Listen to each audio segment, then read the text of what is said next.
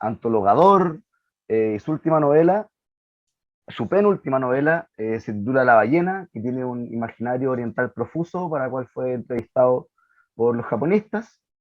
Actualmente está a cargo del sello Donata en Aurea Ediciones y trabajando en la editorial Trayecto. Nuestra segunda invitada, es un honor también tenerla aquí, es la profesora Marcela Chandía, pionera en los estudios japoneses desde la óptica chilena, eh, escritora de ese fantástico viaje que es la introducción a la poesía clásica japonesa, uno de los únicos títulos en Chile con traducciones directas desde el japonés. Bueno, profesora de japonés desde hace 14 años, si no me equivoco, al menos en LinkedIn, en muchos institutos, en muchas universidades. Un placer tenerla, profesora Marcela. Muchas gracias por la invitación. Y cerramos nuestro panel con Sebastián Gómez Matus, poeta y traductor. Su último libro, si no me equivoco, es Animal Muerto, publicado en Aparte. Gracias a Sebastián contamos con traducciones gigantes como lo son los poemas escogidos de Mary Raffles, como es, ¿cómo se pronuncia? De los libros de Zachary Schomburg, El libro de y Joshua. el libro de Yochoa, y lo que más o menos se nos ocurrió invitarlo por ahí, que es la traducción, por adopción de Chika Sagawa. Bueno, Bueno, muchas gracias. no, a ustedes, muy contento de tenerle aquí en la mesa, ya llevamos 5 horas en el ruedo, pero veo que la gente no nos ha perdido el ánimo, que seguimos con convocatoria, así que para no dilatar más la cosa, vamos con un par de preguntas que quisieran romper el hielo. En primer lugar, ¿qué aspectos de la literatura asiática fueron más o menos los que le llamaban la atención, como decidir entrar a trabajar o tomar la decisión de traducir? ¿Por qué La ballena transcurre en Japón? Ahí le hago la pregunta a todos al mismo tiempo, o como gusten en su orden. Marcela. Bueno, a ver, voy a tratar de hacer la historia lo más corta posible para no aburrir y comerme el tiempo de todos. Nada, Asia fue en cierta manera parte de mi crecimiento. A mi mamá le gustaba mucho, le llamaba mucho la atención Asia en general, qué sé yo, las películas, la cerámica, las artes marciales, etcétera. Por lo tanto, Asia siempre fue parte de mi vida en cierta medida. Y ya en el periodo de la adolescencia, dentro de este gran concepto que es Asia, yo empecé a diferenciar un país de otro y empecé a sentirme más cercana hacia la cultura japonesa y por supuesto dentro de la cultura japonesa a su literatura. Pero no fue hasta que yo estuve estudiando pedagogía del japonés como segunda lengua en Japón, que tomé el electivo de literatura japonesa y por primera vez la vi como sujeto de estudio y no simplemente literatura que uno consumía. Y a partir de ahí, ya como quien dice, el resto es historia y lo único que seguí fue profundizando en este conocimiento, en este estudio, y como parte de eso fui generando también al mi vuelta a Chile clases, cursos, charlas, disertaciones, etcétera, para la cual yo fui preparando mucho material y ahí fueron haciendo las primeras traducciones que con el tiempo se convirtieron en varios libros, pero dejémoslos ahí para que el resto quede para otras preguntas. Aldo. Ya. Mira, en lo personal, mi llegada a la literatura japonesa tiene dos caminos. Una es la lectura y la otra es la escritura. Mi interés es como autor. Hace algunos años yo necesitaba escribir una historia basada en lo que era el suicidio, la depresión, pero visto desde otra perspectiva, un poquito más cercano, un poquito más honesto con respecto a lo que se siente experimentar este deseo de dejar, el deseo de dejar de vivir. Buscaba sugerir también mirar hacia adentro, ser muy sugerente con el tema de las metáforas, dedicarle una carta a lo mejor a lo que es la fugacía. Y siempre, bueno, ahí entré como, choqué contra una pared porque había algo que desencajaba con esas intenciones. Entonces me vi obligado a buscar otros campos para poder expresarlo. busqué en otras culturas, en otros lugares, y finalmente me encontré con el lugar adecuado, que era como todo este mundo de lo que es la literatura japonesa. Em, Decidí valerme en este caso para lo que es mi novela, lo que es La ballena de Aokigahara, que es El bosque de los suicidas, en donde pude dar rienda suelta de las imágenes, retratando lo que es la vida de un padre, un hafu, que viaja a Japón para entender el suicidio de su hijo. En esta parte como que se desata todo lo que es esta noche de los 100 demonios, que es muy conocida, donde los yokai, las criaturas del folclore japonés, dan rienda suelta a los impulsos, conectándolo con sus raíces. Yo creo que más adelante se podrá hablar un poquito más a fondo, pero vale la pena, yo creo, comentar que en este viaje yo también me encontré un poquito conmigo mismo. Yo igual me sentía como un poquito patito feo respecto a lo que eran los temas que yo quería tratar en el libro. Mientras ese libro estaba reposando y iba cambiando con el tiempo, participé en lo que era el primer concurso nacional de haiku, donde estaba Marcela, que lo convocó, me parece, el Instituto Chileno Japonés, Liberalia y la librería del GAM. Y afortunadamente fue uno de los seleccionados para formar parte del libro, que por aquí lo tengo, que es El temblor de los jilgueros, ¿cierto? Que quedó muy bonito. Para mí esa fue una noticia súper impactante, porque en el fondo yo entré al concurso para saber si había dado con el tono, con la sensibilidad necesaria como para escribir una novela basada en Japón. Y para mí la mejor forma de hacerlo fue a través del haiku, lo que es este poema breve, que trata de romper el molde con el tema de las máscaras del lenguaje y encarar el sentimiento, una estación 3 versos, ¿cierto? El instante, la eternidad, me encantó, me encantó. Así que esa fue como mi llegada al mundo de los japoneses. El otro lado es la lectura, pero lo podemos conversar después, cuáles son nuestros favoritos y todo eso. ¿Sí? ¿Seba? Bueno, mi primera aproximación fue en realidad con las artes marciales. Yo hice artes marciales desde niño y ahí entré como en una arte marcial japonesa, el Kenpo. Pero literariamente tuve un profesor en el colegio, tuve mucha suerte, que nos enseñó a escribir haiku. Y por el haiku entré, lo practico hasta el día de hoy. Y lo primero que leí, bueno, en realidad, leyendo a Jorge Telier, el poeta chileno de Lautaro, que es como una especie de traductor, no traductor, del haiku en unas cositas que se llaman cosas vistas, tiene unos haikus maravillosos. Y después con una novela de Kerouac, que es Los vagabundos del Dharma, donde Happy Rider, que en realidad es Gary Snyder, le enseña a escribir haiku al protagonista. Entonces hay unos momentos de la novela donde son unas verdaderas clases de haiku en la montaña. Y después con las novelas clásicas o los poetas más conocidos de Japón, no sé, Borges me remitió a Kutagawa, Basho obviamente era ineludible si quería escribir haiku. También había unos ensayos de Octavio Paz sobre el haiku. Toda la importación o la traducción cultural, no solo textual, de Pound, de China, pero también de Zipango, digamos. Este mismo libro también de Tomás Harris, Zipango, que es el antiguo nombre del Japón. Entonces, por ahí comencé yo, con esas cosas. Qué rico, aparte, que en una jornada literaria nos enfrentemos desde distintos frentes, más o menos por un acercamiento emocional o desde el folclore. Quisiera saber en el fondo qué es lo que llama la atención, qué es lo que nos hace captar como personas situadas en este Chile, en otra isla, otro sur del mundo, con un país que está totalmente, o una cultura que está en el lado opuesto del mundo, más o menos, como de dónde se sienten conectadas con esta esencia, más o menos. No sé si se entiende mi pregunta. Aldo, parte tú ahora. Ya, a mí me gusta un montón discutir, como entrar en lo que es esta mesa por lo que fue como la influencia de la literatura japonesa en nosotros. Primero porque yo siento que podemos llamarle literatura japonesa, así tal cual, sin tanto ambaje, sin tanta vuelta que nos lleven a confundir esa idea y lo que representa, que es un poco lo que nos pasa a veces, en muchos casos en Chile o en otras culturas distintas. Por acá, por ejemplo, hay cosas que le llamamos literatura de género, ¿cierto? A cosas que son como más folclóricas, algo que en realidad es patrimonio, es acervo cultural.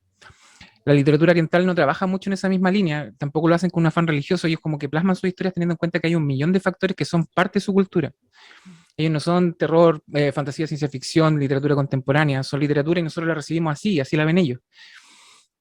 Afortunadamente, igual yo siento que hay muchos factores acá en Chile culturales muchos agentes culturales, editoriales, que se la están jugando, que están apostando de repente tanto por la cultura japonesa, por el tipo de obra así, que se toman el riesgo porque tampoco somos muy dados como a rescatar el patrimonio, ni a ahondar en las riquísimas historias como de los antepasados y todo eso. Y hay un montón, hay un mundo súper grande detrás de eso, porque por ejemplo, en lo que es la variedad artística de los japoneses, ellos tienen el sumie, tienen la caligrafía, tienen las kokechi, ellos como que se expresan en el origami de maneras súper distintas, ¿verdad? Marce. Eh, sí, a ver, yo estoy de acuerdo y en desacuerdo en cierta medida, porque creo es que Japón es una historia de contraste, es una dicotomía. Todo es dos fuerzas que luchan entre ellas, o que no luchan más bien, pero que se contraponen constantemente. Y eso a veces hace que Japón sea un poco difícil de entender, sobre todo desde nuestra mirada más occidental, entendiendo Occidente. El otro día en una clase me decían, un alumno me dijo, a ver, profe, un segundo, pero entendiendo Occidente como qué, porque también tendemos a decir Occidente, Oriente, y Occidente también es súper grande. Y yo le dije, bueno, Occidente entendiéndolo como Europa y Estados Unidos. Me dijo, ah, ya, ok, no estamos hablando de todo Occidente. Es lo mismo cuando hablamos de literatura oriental. Si bien Japón comparte cosas con, qué sé yo, China, por ejemplo, Corea, también tiene sus características identitarias y definitorias. Y en lo que yo acuerdo y desacuerdo con Aldo es que efectivamente hay muchas cosas que nosotros subdividimos y clasificamos, que los japoneses no lo hacen, lo ven como un todo, pero también hay otras cosas que nosotros las vemos como un todo y los japoneses las clasifican, como Ya. por ejemplo pasa a la poesía. Nosotros hablamos de poesía como que fuera una sola cosa, y dentro de la poesía vamos viendo distintos estilos, y en Japón no existe el concepto de poesía, sino que, por ejemplo, el haiku es haiku, y de hecho el poeta de haiku tiene una clasificación propia, se llama haijin, Gaijin. y el haijin solo compone haiku, no compone otra cosa. Y si compusiera otra cosa, entonces se le agregaría, además de haijin, por ejemplo, si hiciera tanka, sería un kajin, y así sucesivamente. Entonces, claro, efectivamente, muchas cosas que nosotros subdividimos, los japoneses no lo hacen, como por ejemplo el concepto de estética, que para nosotros en Occidente es tan importante. Ellos no lo estudian como un concepto en sí, es parte de muchas otras cosas, pero a su vez otra cosa que nosotros englobamos, ellos la subdividen. Entonces, esa contraposición yo creo que es muy importante y muy enriquecedora cuando uno hace este contraste entre comillas, Occidente y Japón. Sebastián. Bueno, concuerdo con lo que dice Marcela, pero yo voy a decir quizá algo un poco más arriesgado, más absurdo, que yo creo que la recepción que hay en Chile del Japón tiene que ver justamente que son más que países, culturas homologables. Eh, Hay una, no sé, yo estaba en otros países y bueno, por ejemplo, te voy a salir un dato muy importante en Francia. Francia, el gobierno francés, Macron, dio un subsidio cultural de $300 a los jóvenes para que solo consumieran en cultura, ponle que teatro, libros, lo que fuera. Y el dato que arrojó es que la gran mayoría de los jóvenes de Francia compraron manga. O sea, el grueso de la población compró manga. O sea, para tener 300 euros no es nada para tener un dato tan importante. Uh -huh. Hay una recepción general, creo yo, en el mundo hacia lo japonés, así como una repulsión hacia lo chino, que podría generar el contraste. Pero yo creo que Chile tiene mucho que ver con Japón. Antropológicamente está indagado, no se ha llegado como una conclusión exacta, son teorías, pero yo creo que estamos bastante cercanos. Eso pienso yo. De hecho, en nuestra oralidad pareciera ser que a rato hablamos japonés. Como que fonéticamente es como la velocidad, por ejemplo, los reemplazos de la K, la W, como que el mapudungún igual aporta un extrañamiento de la lengua que podría homologarse con el japonés. No sé si la honorabilidad puede equipararse, pero esa es mi opinión. Pero es interesante porque de hecho una de las preguntas que pensábamos con el equipo era esa, ¿sí? ¿Por qué Japón es tan fuerte en Chile y no sé, Singapur?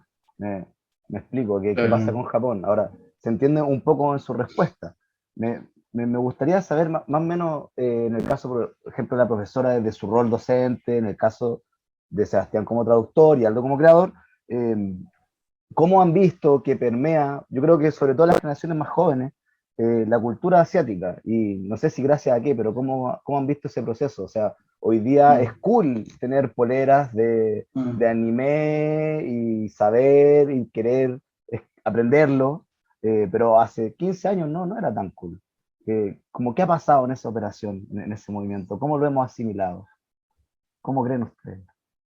A ver, es que ahí yo diría una cosa que tiene que ver más con la percepción que con de repente la realidad, porque el mismo hecho de que hoy día, como tú dices, Pablo, sea cool, que a uno le guste Japón, expresarlo en la moda, qué sé yo, es gracias a que la generación previa incorporó a Japón en su vida de tal manera que crió a sus hijos con, Mm, yo lo veo en mis amigos, por ejemplo, que son papás, y los hijos de mis amigos se han criado con sus papás cantando karaoke, escuchando L'Arc-en-Ciel, viendo anime, y entonces para esos niños Japón es normal, Japón es parte de su vida, y sus papás consumen manga, y sus papás consumen anime, entonces yo creo que mucha de esa entre comillas, normalidad que existe hoy en día de Japón en la sociedad chilena tiene mucho que ver gracias a esa generación que fue niña en los 80, en los adolescentes en los 90 y que es padre ahora o tíos o qué sé yo, tíos putativos, pero que somos como la generación un poco más grande y que hemos permitido en cierta manera que para los más jóvenes ya sea algo más normal, algo más cotidiano. Aunque Mm. muchas veces nosotros no sabíamos que lo que estábamos consumiendo era Japón. Yo creo que durante los 80 todavía mucho de lo que se consumía como Japón, uno no tenía idea que era de Japón. Probablemente ni siquiera tenía idea que era de China. Eso es el concepto de los dibujos animados. Todavía ni siquiera existía eso de los monos chinos, eran dibujos animados y punto nomás. Fue ya como en los 90 que uno empezó a decir, ah, eso que yo veía y que me gustaba era de Japón. Ah, mira tú. No sé, esa es como mi opinión. Igual Muchachos. siento que lo que decía el Seba respecto a como la configuración geográfica de Japón, ese como todo esto como medio isleño, también tiene que ver un poco con Chile, porque Chile también está como mm, encerrado, está como muy en la Ujú, esquina, entonces igual hay absolutamente. una relación con eso. Y respecto al otro, lo que mencionaba Marcela, em, yo creo que el cruce de información, la apertura a la información, bueno, se nota en la literatura respecto a lo que es la literatura pre y post Segunda Guerra Mundial, ¿cierto? Como se abrió ese mundo y con lo que costó también, pues, porque tenemos autores así como Mishima que fueron como súper cerrados respecto a lo que querían del arte. Pero esta apertura de información que hay ahora, que llega de todos lados, que la información es absoluta, yo creo que facilita el hecho de que llegue esto, porque yo creo que un poquito antes, por ejemplo, acá fue como en los 80, sí, sí, puede ser, como en cuanto a lo que llegaba a animación, lo que fue interesando a a esta generación que ahora es papá, ¿cierto? Ujú, Que es como uno, yo soy del ujú. 81. Y hay una evolución respecto a cómo lo vamos a, porque uno recibe este bombardeo de información de obra, de arte, y después uno lo va procesando y uno va sacando cosas, ¿cierto? Como que se va transformando dentro de la cultura chilena en este caso. ¿Se va? Ujú. Bueno, sí, creo que en mi caso, por ejemplo, para mí fue clave ver Los Caballeros del Zodiaco, fue importantísimo. Obviamente Dragon Ball Z, la vida de Goku hermosa, que tiene un correlato real, los Saiyajin eran los guerreros celestiales del Japón. Y yo creo que quizás, yo creo que sí sabíamos, en mi generación al menos, yo soy del 87, El el más Club de joven. los Tigritos se llamaba, Chilevisión, que daban toda esta parrilla de monos japoneses. ¿Cachai? Entonces ahí comenzó, pero claro, también hay que hacer el alcance de que el capitalismo, el que estamos hoy día, como en mi época no existía esa mercantilización Mm. tan grande, tener una polera de Goku era impensado, ¿cachai? No existían. Entonces hoy día cualquier cosa, cualquier brote cultural es explotado como mercancía en sus distintas posibilidades. Entonces, claro, como tú dices, cool, sí, puede ser cool, pero también es medio ñoño. Entonces, Pero el cine japonés, por ejemplo, en mi caso, el cine japonés fue súper importante, súper importante. También, por ejemplo, Akira, la película, Ujú, a mi mamá me la prohibió ver cuando era niño, ujú, y la vi igual, en secreto, y fue reveladora, ¿me entiendes? Entonces, en esa época, te digo, principio de los 90, cuando Chile era más bien oscuro, ahora es ujú, como una falsa luminosidad, que también podríamos remitirnos a ese libro este clásico libro, Elogio de la Sombra, de Tanizaki, que es ujú, muy, muy interesante. Ya se transformó en una cuestión pop, en su minuto nadie lo conocía. ujú. Ahora creo que va en la 33 edición de Ciruela, 33. Mm. Y Lo bueno, han y en la editado un literatura, montón de editoriales, prácticamente todas las editoriales han editado el Elogio de la Sombra. claro, bueno, en castellano está Ciruela, en esta colección chiquitita. Y lo tiene Satori, lo tienen un montón de otras editoriales. Bueno, Satori también, no sé cuántos años llevará, pero están sacando muchas cosas. A mí no me gusta mucho la editorial, la verdad, pero igual es Habla- bacán que... hablan- Hablando del capitalismo. Sí. Pero, por ejemplo, yo traduje a Chika Sagawa del inglés, que es una japonesa gringa, Ujú, Sawako Nakayasu, que traduce directo al japonés. Yo quiero aprender japonés, tengo unos rudimentos, pero quiero aprender japonés. Porque la poesía, la literatura japonesa es muy, muy, muy radical. O sea, yo la leo en inglés o en un castellano cuando era más chico, pero ahora solo leo en inglés. ujú, Y es importantísimo. A nivel ujú, como universal, no se conoce mucho, porque también está lo que tú decías, como que hay una traducción de la parte pop del Japón. Pero hay otras cosas que son mucho más importantes de leer, o más interesantes de leer al menos, que toda la parte como capitalizable, digamos, de la cultura del Japón. Eso. Sí, respecto a eso, Seba, para las que estén viendo, igual, a mí también me pegó el elogio a la sombra. Yo creo que Tanizaki es de mis autores favoritos, tanto en su faceta como cuentista como en la parte más Sí. ensayo, pero este libro nos habla como sobre la estética japonesa en comparación a la occidental. Aquí como que se abre Exacto. un mundo nuevo, revalida la opacidad, trabaja sobre la connotación negativa que tiene el Sí. oscuro acá, ¿cachai? En el Ellos fondo consideran es la un libro sombra como parte antropológico. esencial de la belleza. Claro, ellos lo necesitan como Sí, para que sea completa, ¿verdad?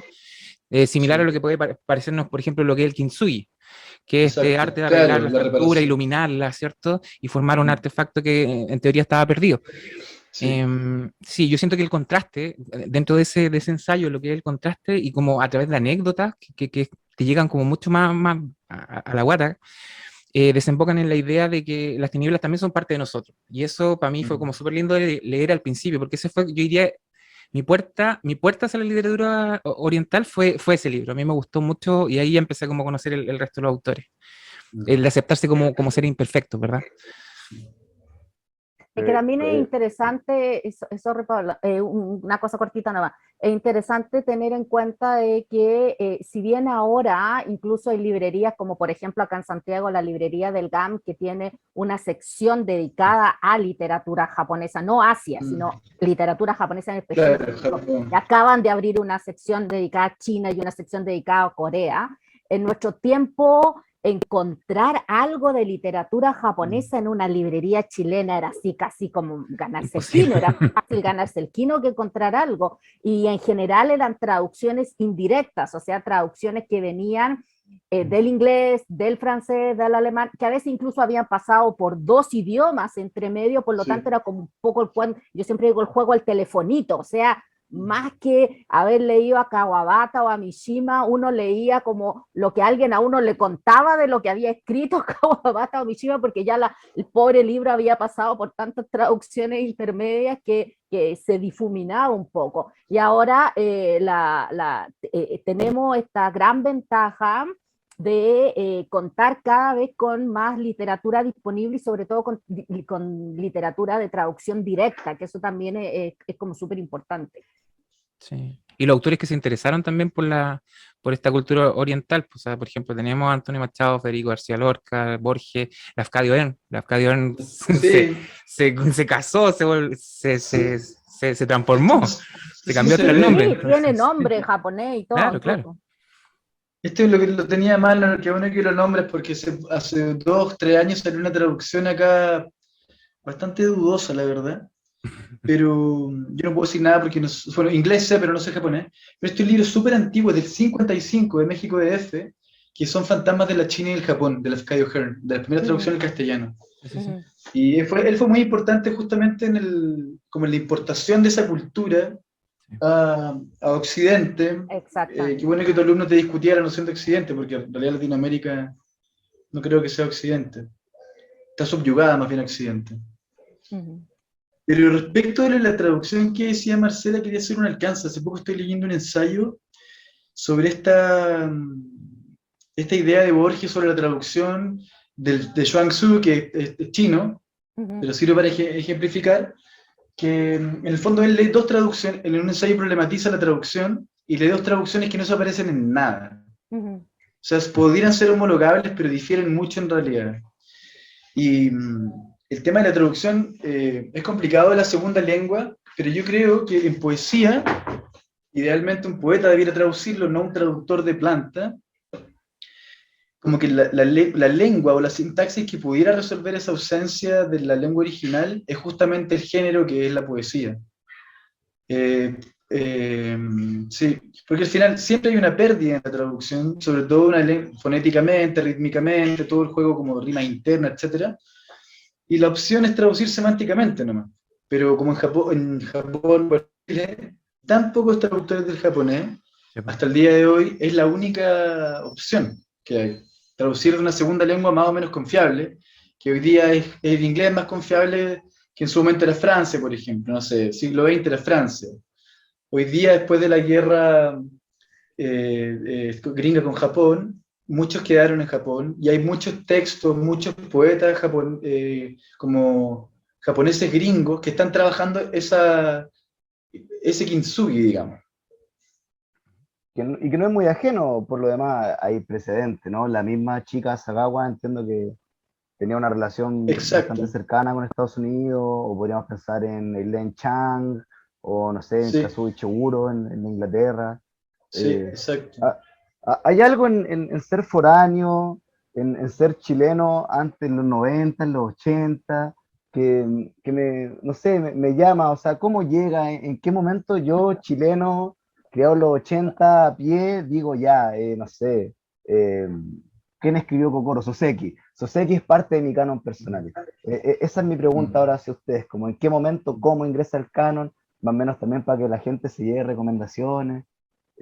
Y aparte siempre es interesante saber eso de gente que trabaja, o sea, cuáles son las primeras aproximaciones, es algo que le da a uno la ventana para ingresar. Comienza tú, Sebastián, ahora que siempre quedabas como para el último. Eh, bueno, se parece un poco a la primera respuesta. Yo entré por la poesía. Para mí, esa es la beta. Más que la novela, que también he leído novelas, no sé, la Genji Monogatari es importante porque la escribió una mujer, digamos, y es la primera novela como de la entrecomillada modernidad. Entonces, como texto es muy importante. Pero también, por ejemplo, ahora estoy traduciendo un libro clásico en Estados Unidos, que son 100 poetas del Japón, algunas con un poema, dos poemas que hizo Kenneth Rexroth, que también era Ujú.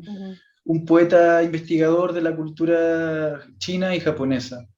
La hizo con una mujer, no recuerdo el nombre ahora, no quiero ser injusto, pero la hizo él con una mujer que en realidad ella era la que traducía el japonés y él era el que trabajaba las versiones. Pero para mí fue radicalmente importante Matsuo Basho y Kobayashi Isa. Como que el haiku Sí. para mí es demasiado importante y la tradición acá en Chile la cultivó más que nadie Jorge Tellier, que yo creo que era un gran haijin.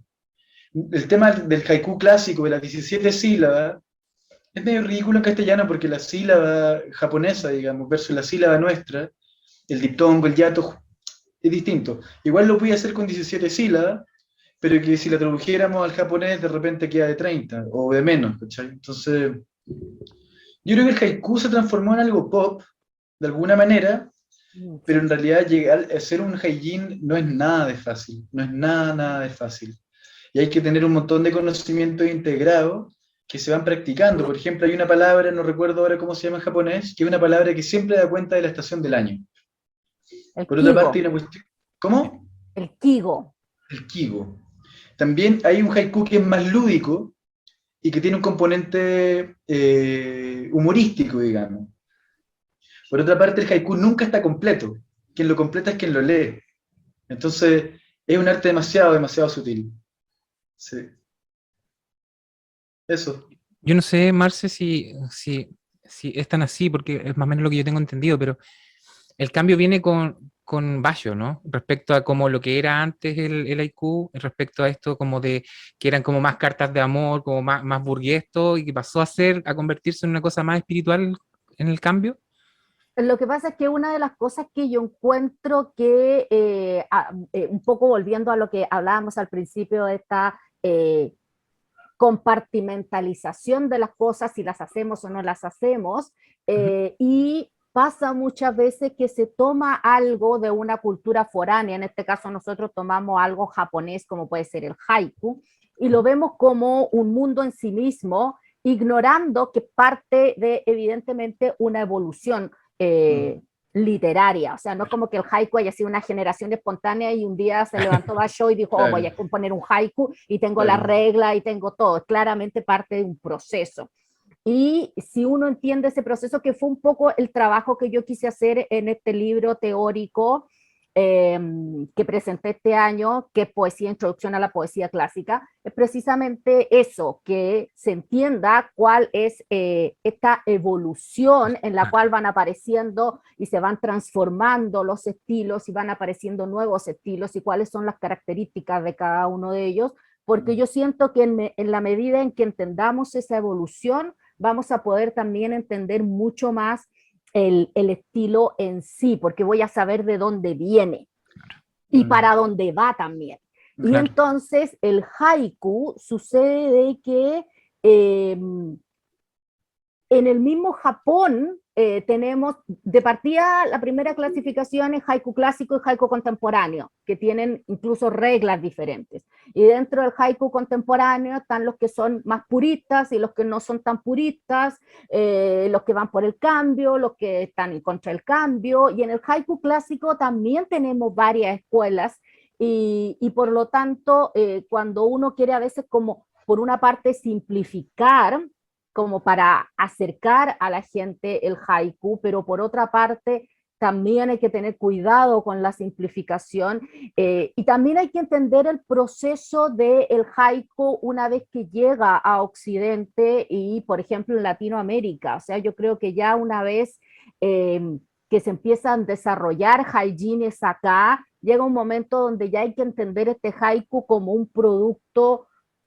ya no japonés, un producto, un haiku como con apellido, el haiku peruano, por ejemplo, o el haiku mexicano, porque claramente ese haijin va incorporando, o sea, no todo el tiempo, por ejemplo, un haijin chileno, si Sebastián quiere ser haijin o es haijin o se considera haijin o lo llamamos haijin como sea, él no va a poder estar siempre si quiere ser de verdad hacer lo propio, el haiku, componiendo sobre cerezos y el monte Fuji, por la sencilla razón de que los cerezos y el monte Fuji no están necesariamente alrededor de nosotros. Va a tener que empezar a incorporar, no sé, el plátano oriental, el Cerro San Cristóbal, y entonces ya ese haiku deja de ser 100% japonés y entra a ser un poco más chileno en este caso. Entonces, también hay que entender el haiku una vez que llega a Occidente y como sigue evolucionando. A fin de cuentas, la literatura es algo en constante movimiento, que es lo mismo que pasa con los idiomas.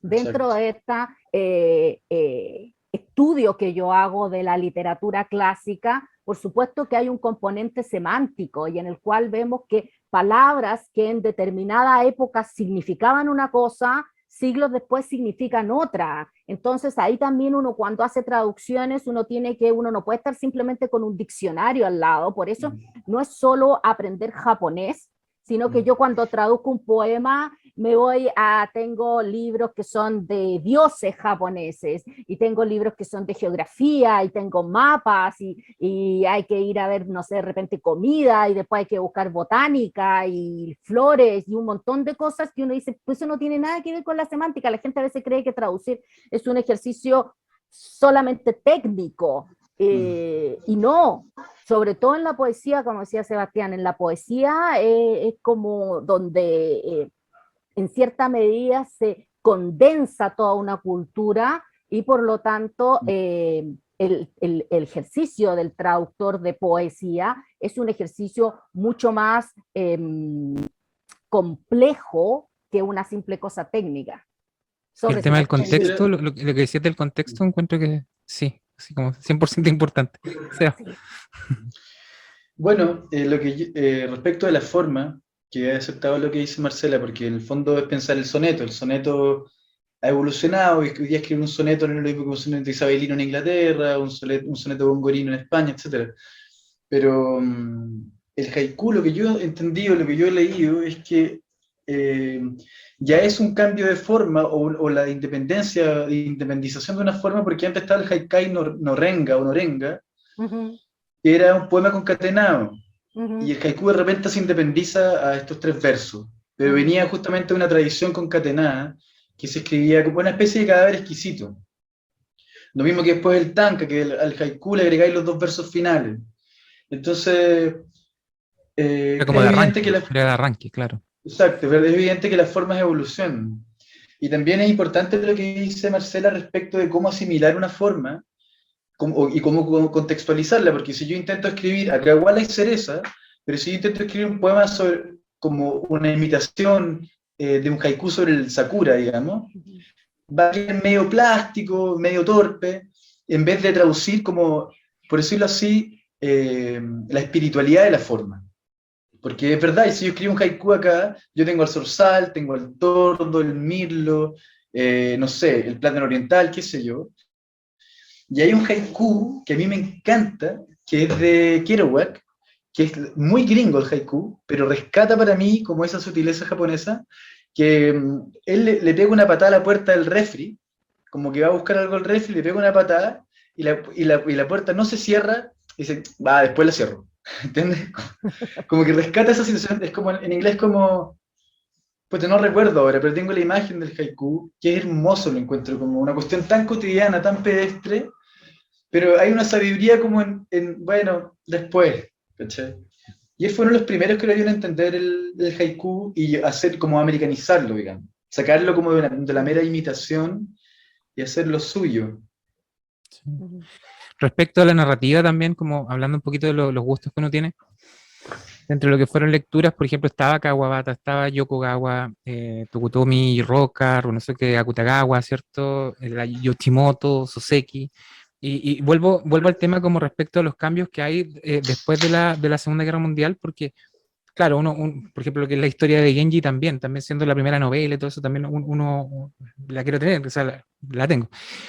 Pero, por ejemplo, hay autores, como lo que me pasó cuando leía Osamu Dazai, en la novela, por ejemplo, de Indigno Ser Humano, que en Ujú. donde nos encontramos igual con el lado como menos amable de lo que es la modernización, ¿cierto? Porque una literatura como pesimista, juvenil, una mezcla muy compleja, muy extraña respecto a lo que son las relaciones disfrazadas de ficción. El autor siempre vio, porque tienen esta cosa como más oscura, a los lectores como cómplices de este pecado que es escribir, ¿cierto?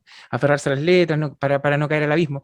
Y dentro de eso hay una anécdota que me parece súper bonita, que es como, es la carta, me parece que le mandó a Kawabata para ganar el premio Akutagawa. Y él necesitaba ganar ese premio. Y yo me acuerdo cuando leí esa carta como que me dio mucha pena porque él le pedía, no, le rogaba que lo premiaran por haber sobrevivido. Él pedía así, yo he sufrido mucho en la vida y estoy aquí y estoy cagado de plata, no me he quitado la vida, y le contaba un poco acerca de lo que eran sus pobrezas.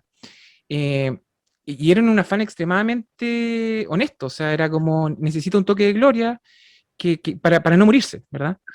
Entonces él le pide, por favor, deme el premio para seguir adelante y le juro que me va a convertir en esta mariposa de colores, decía como una mariposa de colores que va a seguir adelante si usted me da esta posibilidad.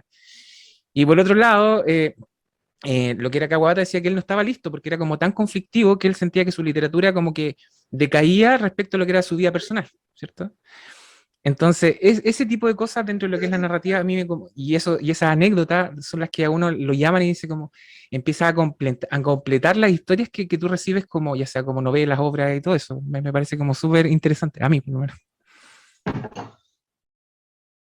A mí la anécdota que me gusta mucho es cuando Kensaburo es invitado, visita México ¿Mm? para dar clases en el colegio y está en busca de un narrador que jamás ha leído y conversa con este narrador y le dice, oh, yo vengo persiguiendo a quien escribió Pedro Páramo. Y ahí Juan Rulfo le dice, sí, yo soy el autor. Y digo, ahí la conexión México-China, hay una cuestión, bueno, no sabría decirle. Quiero aprovechar este espacio para decirle a nuestro querido público que pueden escribirnos sus preguntas al chat. Recuerden que esta ponencia cierra alrededor de las 20 horas.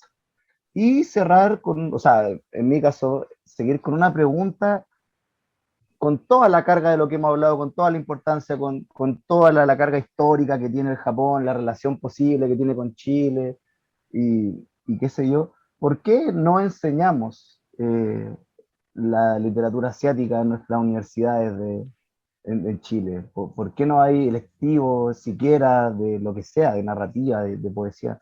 No hay ningún programa. Yo soy estudiante en este momento y si quisiera haberme enterado de algo asiático, esta es la única instancia. ¿Me entienden? Quisiera preguntar, no sé. A riesgo de que el panorama siga igual y nunca me inviten a ninguna parte más, yo creo que culpa en cierta medida del establishment. A mí hay muchos alumnos que me dicen, pero Sensei, ¿usted por qué no hace clases de literatura en una universidad? Y insisto, con todo el respeto que me merece, estoy dando un comentario absolutamente generalizado, aquí no estoy particularizando en nada, y no estoy dando nombres ni nada por el estilo, es porque hay mucha gente que está protegiendo su trabajo, y el que está protegiendo su trabajo no quiere que le llegue a alguien nuevo, y el que está protegiendo el trabajo no necesariamente sabe sobre literatura, o sobre estética, o sobre pintura, o sobre música, o sobre etcétera, oriental. O sea, yo he hablado yo tengo, por ejemplo, amigos que sus padres son profesores no universitarios de colegio, y ellos me dicen, Marcela, es que yo encuentro el colmo que en los planes escolares no esté Asia. O sea, nosotros lo más asiático que pasamos es, no sé, Mesopotamia, así como Egipto, y cada vez Asia, ya no solo Japón, China, Corea, etcétera, es cada vez más parte del día a día de la gente. Yo creo que en los últimos años, para muchos de los adolescentes, les es más común Asia, Corea, Japón, China, la consumen más, en más parte de su día a día, que esta idea que tenemos una vez más de Occidente, que entendiéndolo como Europa y América, Estados Unidos. O sea, yo creo que muchos adolescentes que se sienten más representados, qué sé yo, por el K-pop, por el manga, por el anime, de lo que podrían sentirse representados por literatura inglesa o norteamericana. Entonces, cuando pregunta por qué no está, porque hay ciertos poderes que tienen que decidir que esté, creo yo. Y hasta que esos poderes no decidan que esté, nosotros tenemos que seguir desde nuestro rincón en el mundo, en mi caso, aportando con mi clase, con mi canal de YouTube, con mis publicaciones y tirando para adelante nomás. No sé, Sí. esa es mi opinión. No, y respecto, yo creo que también el tema de las ideas que son como más conflictivas, ¿verdad? Lo mismo que hablábamos como de los contrastes, porque por ejemplo acá en Chile me acuerdo que, bueno, allá me parece que existe, yo cuando estaba averiguando el tema para la novela, existe un Ministerio de la Soledad, que tiene que ver como con el suicidio y todo eso. Y me acuerdo que cuando le preguntaron a alguien acá, el ministro, no sé si de Educación, porque era como para los jóvenes, decía que jamás le pondrían un nombre así, que eso no podría ser viable acá, porque el problema podría traer como más seguidores. Entonces, la idea es como no verlo, no ver el problema para que desaparezca. Entonces, también es una cosa como de ideología, ¿verdad? Sí, por supuesto. Sebastián. Se va. Ah, no sé si quiere complementar algo, ¿no? No, no, sí, ya. había tirado como una idea como lo que a mí me tinca nomás.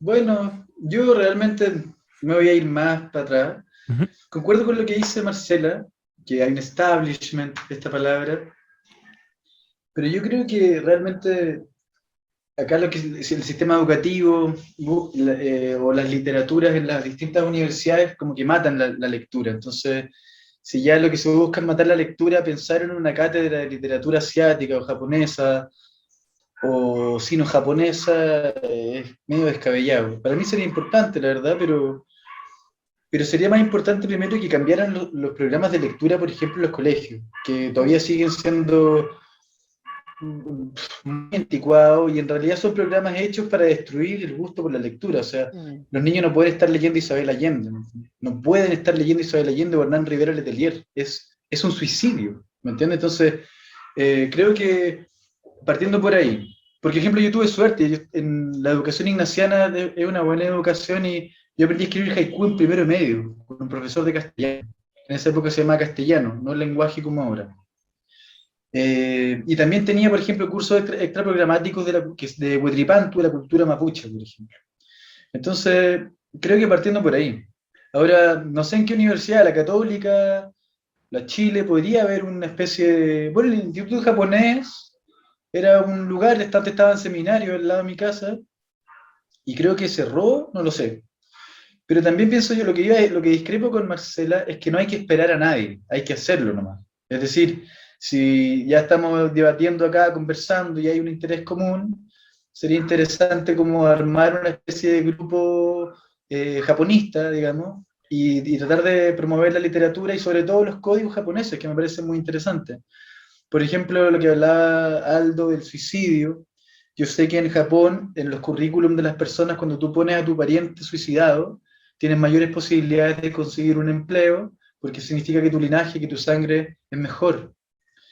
Lo otro que quedó en el tintero antes era que Akutagawa, Kawabata y Mishima, los tres se suicidaron. Ahí hay una tradición muy grande del escritor suicida. En la poesía abunda, ¿no? Pero en la novela no, no tanto al menos. Y ahí hay un código. Y lo otro, que en el Perú hubo una colonia, y hay una colonia importantísima de japoneses, y no sé si lo conocen, pero hay un poeta muy importante del Perú que era José Watanabe, Ajá. que es un poeta perfecto, para mí no hay poema malo. Y él, que encuentro que es un gran traductor de la forma, digamos, o de lo japonés, porque en realidad también es muy peruano, igual, era de madre peruana, Varas, apellido de su madre, y que hace poco salió una editorial aparte de la primera antología que se publica en Chile, y es como una especie de joya realmente del panorama de publicaciones. Eso quería decir. Sí, respecto a lo que decías, yo me acuerdo que también se hablaba como que a ver, es que la cultura es completamente distinta, porque por ejemplo, los japoneses hablan como, casi lo ponen como en un contexto histórico, es como tú dónde estabas cuando murió Mishima, es como, es como lo ven de esa manera, entonces es difícil verlo de la misma forma. Sí. Es que, bueno, dos cosas. Una, un poco una respuesta a Sebastián. No, yo dije primero que nada, yo no espero nada. Yo tengo mi canal de Claro. YouTube que está dedicado a la literatura clásica japonesa, así que si cualquiera le interesa, ahí está un canal de YouTube. Estoy llegando creo que llevo como 90 videos.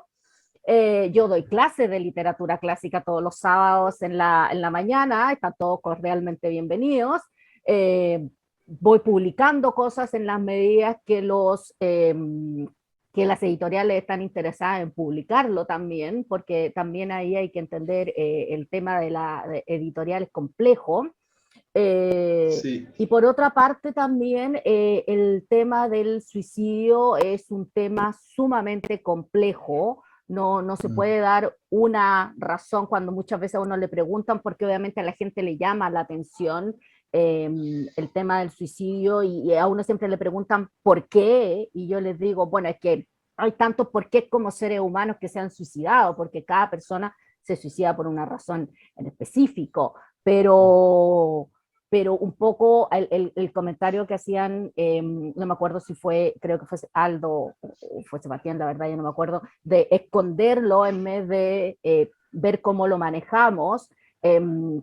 Por ejemplo, las librerías, las bibliotecas en Japón tienen programas en los cuales mientras haya un niño o un adolescente en la biblioteca, ellos no pueden cerrar, Oh, porque puede ser que ese niño necesite estar ahí porque es un niño que está en peligro de cometer suicidio. Entonces ellos ofrecen esta suerte, como dirían los gringos, de safe haven, donde si tú te sientes en una situación de peligro, si tú estás con ganas, puedes venir aquí a la librería y la librería va a estar abierta las 24 horas del día para ti. No te qué hermoso. preocupes, no te vamos a sacar, no te vamos a mandar a tu casa porque es hora de cerrar.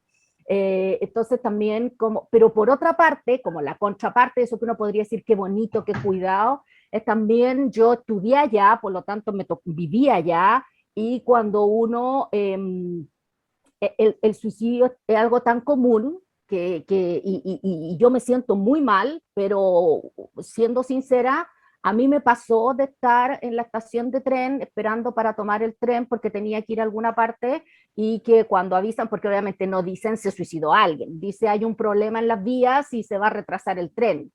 Y uno piensa, ¿por qué no se tiró después que pasar el tren que yo estoy esperando? Porque voy a llegar atrasado, entonces es como así de común que es. Y claro, visto después con distancia, digo, qué terrible que alguna vez yo haya pensado una cosa así. Pero, y entonces ahí tenemos como en cierta medida como dos caras de esta moneda. Por una parte, la cara entre comillas amable de hay una preocupación a nivel institucional de este gran problema, pero por otra parte también es algo tan común que muchas veces se ignora precisamente por esa cotidianidad. Y sorry que no hayamos ido para otra parte, pero ya que No, salió el pero igual tema. es interesante, yo siento los puntos en común son interesantes, porque respecto, por ejemplo, a lo que es la cultura japonesa, me parece que era Tsumemoto en el siglo XVII, que escribió como el código samurái que decía el camino al samurái y la muerte, ¿verdad? En ese caso nosotros no tenemos esa parte histórica con tan para atrás, tenemos otras cosas, otros códigos, ¿verdad? Pero sin embargo el resultado es el mismo, o sea, en otros países que a lo mejor no son de la cultura netamente nipona, eh, pasa lo mismo. Entonces son formas distintas de atacar un problema, el mismo problema, ¿verdad? Es occidente, yo diría. Sí, sí, sí, sí. La resistencia al suicidio es occidental y sobre todo es católica. Porque en el fondo, Sí. si tú lo ves así, la gente que se suicida le corta la mano al sistema, digamos. Sí, po, sí, po. Le Es un resta su problema fuerza como, católico. O claro. sea, los suicidas eran perseguidos por la Iglesia Católica. Claro, y ellos lo ven como un problema social, no como, sí, sí. Es como para todos. Bueno, los potenciales suicidas, obviamente. Claro, sí. O la gente que fallaba, etc. Sí. Vamos a ir cerrando la mesa, ya que nos encontramos en la hora, con una pregunta que hizo Sebastián Gutiérrez. La voy a leer textual, si la entendemos, respondemos, si no, la aclaramos. ¿Identifican algún tipo de esencia extranjera, una clase de esencia asiática, como algo magnético que hace que nos llame tanto la atención esta literatura en específico? Y cierra con este gran verso, ¿ah? ¿Dónde está el corazón del asiático? Se me ocurre que lo pueden ver en el fondo, qué sedujo a un Aldo Berrío en proceso creativo, o a Sebastián por incurrir en una traducción, y a la profesora por educarlo. Se me ocurre que puede ir por ahí más o menos, de dónde está ese hilo rojo con la cultura asiática. Uf, difícil pregunta, sobre todo cuando nos quedan unos segundos para terminar. Son como esas preguntas que uno necesita como tiempo para digerirla primero. Yo diría que en cierta medida la manera como ellos enfrentan un poco lo que decía Sebastián de que, claro, hay muchas similitudes entre Japón y Chile que van mucho más allá de lo que decimos siempre que terremotean ambos países lo mismo. Ya, yo creo que va más allá ese sentimiento insular, si bien Japón efectivamente es un archipiélago, nosotros la cordillera de los Andes nos ha convertido en cierta manera en una isla dentro de Latinoamérica. La misma relación que tenemos tanto Japón como Chile con los continentes a los que pertenecemos. Yo siempre digo, cuando en los últimos años no tanto gracias a la inmigración, pero Sí. en general cuando en Chile dicen los latinoamericanos, como que la gente inmediatamente piensa en un venezolano, en un colombiano, y después dice, ah, de veras que nosotros también somos. Los japoneses igual, como que cuando se habla de Asia, como que ellos se tienden a sentir como que ellos no son, y después, va de veras que nosotros también somos asiáticos. Entonces, sí, efectivamente, como decía Sebastián, las similitudes entre Japón y Chile son más profundas de lo que uno podría pensar a primera vista. Pues yo creo que lo que me llamó la atención fue la forma como ellos se enfrentaban a dicotomía y a situaciones que nosotros nos enfrentábamos de manera distinta.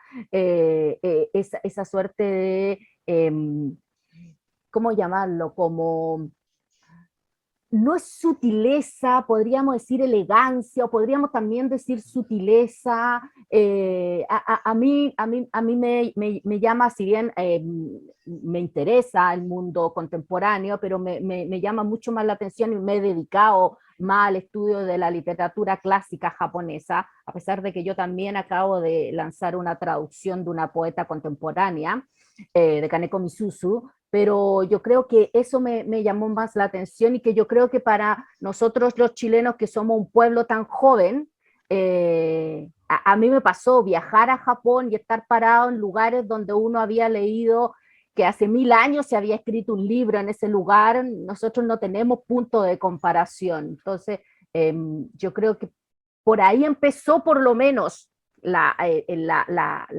atención, lo que me fue llamando la atención, esa manera de enfrentar lo difícil, la manera de enfrentar las dificultades en la vida, fue lo que me fue como atrayendo al principio, y después ya una vez cuando uno entra ya a Japón, a uno nunca más lo suelta. Las contradicciones que tiene también Japón, porque, por ejemplo, uno lo puede ver desde afuera, lo puede ver como una cultura como muy machista. Pero, por ejemplo, en literatura son muy abiertos hacia lo femenino, hacia lo que son la literatura femenina. No tienen ese conflicto, ¿verdad? Respecto a mí, en lo personal, para mí fue una búsqueda como dentro de lo que yo necesitaba para escribir. Entonces, para mí esa visión distinta a lo que es la existencia, con ciclo, lo cual como que te devuelve al tema del haiku, ¿verdad? Respecto a que todo es un ciclo, que pasan cosas y después vuelven a empezar. Entonces, para mí eso es muy lindo, todo está como interconectado, me parece como súper rico en cuanto a lo cultural, bueno, a la literatura en mi caso. ¿Se va? Sí, estaba en el celular que estaba buscando un nombre que no me acordaba, que una chica preguntó, bueno, no sé, el corazón de lo asiático me parece una pregunta inabarcable, pero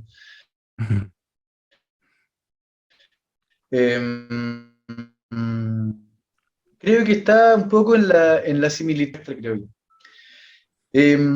También porque siempre lo oriental me refiero, no sé, desde la India hasta el Japón, digamos, está velado por un aire místico, espiritual, como que toda la espiritualidad New Age viene de allá. Entonces ahí podría haber un coqueteo desde el nihilismo en el que estamos acá, ¿cachai? Que nadie cree en nada o todos tienen su banderita de lo que sea. Ahí hay patrones o códigos milenarios. Por ejemplo, el Tao, que es un libro importantísimo, cada vez más, diría yo. Bueno, no sé, lo recomiendo mucho. Pero estaba pensando, le había dicho Keegan, pero hay un libro que para mí fue súper importante en el colegio, en los breviarios del Fondo de Cultura Económica. Está la literatura japonesa de Donald Kinney, que era un estudioso británico, si no recuerdo mal, que tiene este libro como compendiado de introducción a la cultura y a la literatura japonesa, que es muy, muy bueno. Es medio escaso ahora, pero si tienen suerte lo van a encontrar. Y lo otro era... que se me quedó, lo iba a comentar respecto de la muerte y el suicidio, que me parecen temas muy importantes. Hay un poema, un tipo de poema, que es el poema de despedida de la vida, que es el Hisei, que es un poema, son demasiado hermosos. Yo tengo una antología por ahí que sacó una editorial muy random, en su minuto ya no existe, DVD, poesía de España, que es el poema La muerte. Y es como una especie de entre premonición y despedida. Es un tipo hermoso, Hisei, por lo menos castellanizado es con J-I-S-E-I. Eso quería decir. El Porque se Gisei. supone que no hay nada más sincero que lo que uno escribe antes de morir. Claro, es como muy lindo eso. Claro, es como. Sí. El Pero poema. además, pero además la importancia, que es lo que yo siempre digo, la importancia que en Japón tiene la poesía. O sea, en Japón uno puede leer ensayo, puede leer novela, puede leer cuento, puede leer épica, y siempre va a haber poesía. Y el componer un poema no solo era parte del currículum educacional desde el siglo VIII, sino que era también parte de todo el ritual, por ejemplo, el ritual del seppuku, este suicidio honorífico. Había una parte en la cual había que componer el poema, ¿ya? Entonces, y los Jisei no Ku tienen además la belleza de que pueden ser en cualquier estilo. Puede ser, por ejemplo, el Jisei no Ku de Basho es un haiku, obviamente. Hay otros Jisei no Ku que son en estilo tanka. El Jisei no Ku de Sen no Ryukyu, el maestro, el creador de la ceremonia del té como la conocemos hoy en día, era un kanji, un poema de estilo chino. Por lo tanto, si uno busca Jisei no Ku, uno puede encontrarse con distintos estilos, incluso hay en poesía contemporánea. Muchos consideran Amen y Momakezu de Miyazawa Kenji como su Jisei no Ku, y que es un poema que es en verso libre. Por lo tanto, pero eso permite entender la importancia de la poesía en la literatura japonesa. Y sorry que me haya extendido de nuevo. No, no, está bien. Y aparte que ellos igual como que tienen todo el tema de los rituales, también es como mucho menos inmediato de lo que es la cultura acá, que es como que lo quiero ya, ¿verdad? Es un poquito como más pausado, toma tiempo. Y respecto, por ejemplo, viéndolo, tratando de entender en realidad lo que es como desde el punto de vista como del autor o como toda esta cultura como de la tristeza, se podría decir. Yo creo que la mayoría de los escritores nos apoyamos en una esperanza, y aquí yo creo que vale la pena también recordar el poema John Donne, que es que como que ninguna persona es una isla, ¿verdad? Y yo siento que eso también tiene mucho que ver con la mentalidad que tienen, a lo mejor, estoy tirándome nomás, que el tema de los japoneses.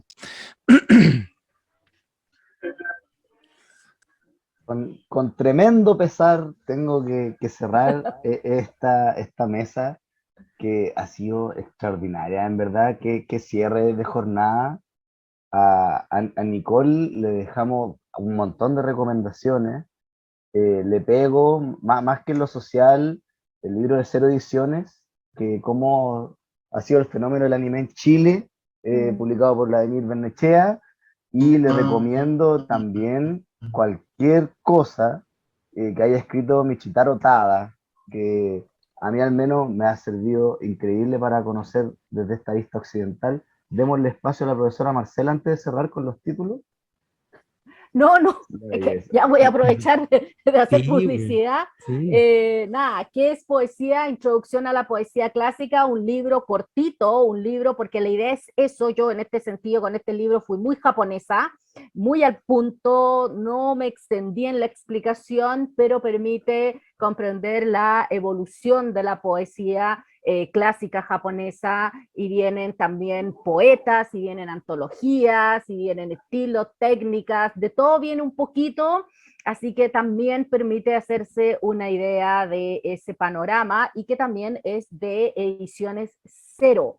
Y que también eso es en ese sentido súper importante. Y de poesía contemporánea, este Flor de Naranja Amarga, más que nada lo voy a mencionar porque Noctámbula, quiero sí. aclarar una duda que ha surgido y que me ha llegado la pregunta, porque la editorial española Satori publicó el año pasado una antología de poesía de Kaneko Misuzu bajo el título El alma de las flores, si no me equivoco. Esta también es una antología de Kaneko Misuzu, pero por si acaso son poemas distintos a los de la edición de Satori. Así que si alguien tiene la edición de Satori y le gustó la poesía de Kaneko Misuzu, que personalmente encuentro que es hermosa, estos poemas son otros. Así que si le gustó, aquí hay más poemas de Kaneko Misuzu, así que de Editorial Noctámbula, Flor de Naranja Amarga. Y terminé mi sección. Quiero, eso sí, agradecer la invitación y felicitarlos por esta iniciativa. Y nada, siempre un placer, sobre todo conversar con gente tan interesante como Aldo y Sebastián, y por supuesto tú, Pablo, y todos quienes nos están escuchando acá. Un placer, siempre un placer hablar de Japón. Qué lindo, ¿no? Qué lindo broche nos da la profesora Marcela. Muchas gracias a nuestras invitadas por darse un espacio para conversar un día de semana cualquiera, que ahora se vuelven al curro, me imagino, o van saliendo, van viniendo. Florencia nos dice, fue una conversación muy educativa y bonita, nos manda un corazón. Yo también les mando un corazón, le agradezco a todos nuestros participantes y espero encontrarnos el próximo año en la jornada asiática de este mismo espacio, pues. Que les Gusto, vaya chicos. muy bien, muchas gracias, que tengan un buen día. Muchas gracias a Chao, todos. chao, Un gusto. gracias. Gracias.